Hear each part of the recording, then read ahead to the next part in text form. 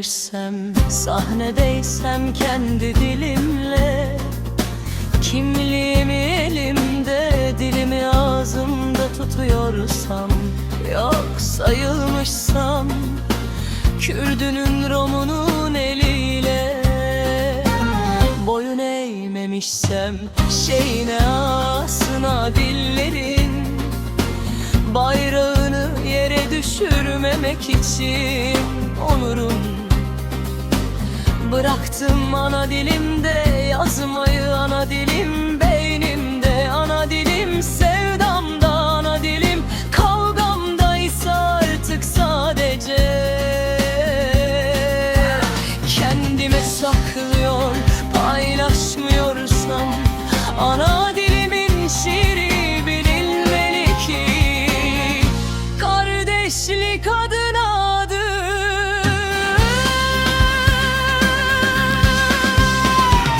And içtim, dilimi asla çıkarsamadım çıkarlarım için.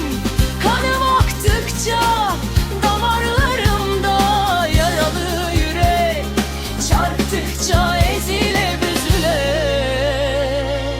andımı tutacağım.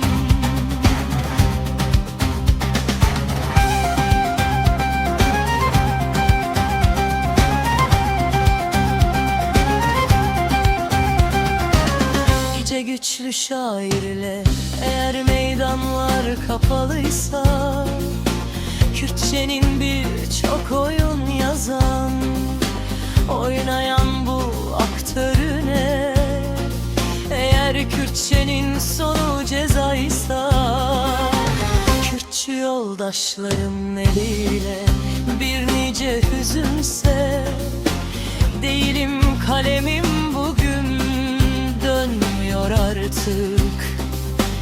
Acılarımı ana dilimde, aşkımı anama anlatır gibi anlatmama. And içtim, dilimi asla çıkarsamadım çıkarlarım için.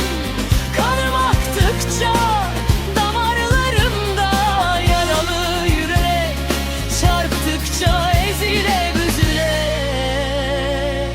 andımı tutacağım.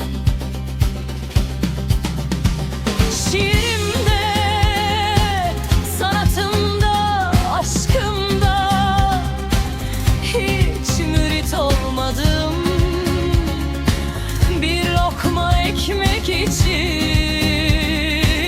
kaşımı bile eğmedim.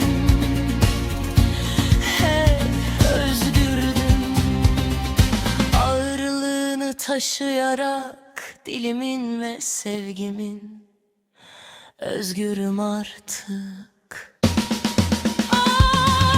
And içtim, dilimi asla çıkarsamadım çıkarlarım için. Kanım aktıkça damarlarımda, yaralı yürek çarptıkça ezile büzüle, andımı tutacağım. Andım bu kutsal, bu esrik, bu bulutsuz gecede haykıma. Yüreğimde onlara aşk, yüreğimde mısralar birikti. Onur yücedi.